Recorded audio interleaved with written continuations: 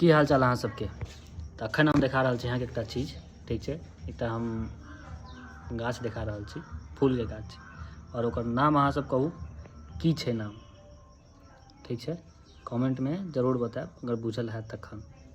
और ई सबक घर में नहीं रहै छै, रहै छै लगभग लगभग के हेबे करबे, लेकिन किनको घर बहुत के घर में नहीं होइ छै एखनो, लेकिन हमरा ओतऽ दू दू तीन तीन टा छै। देखियो कमेंट में नाम बताओ जल्दी।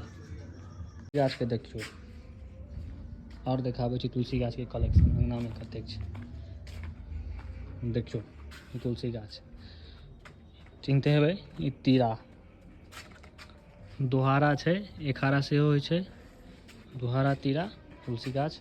और ई गाछ के नाम बताओ, ई गाछ कथी के छै, कोन फूल के गाछ छै, अगर चिन्है छियै तखन कहू।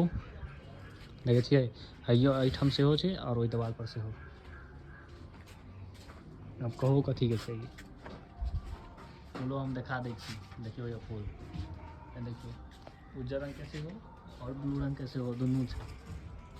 जल्दी जल्दी से कमेंट में फूल के नाम बताओ, कथी के फूल छै, कौन फूल छै, एखारा छै कि दोहारा छै सेहो बताओ। चलो शुरू भ जाओ।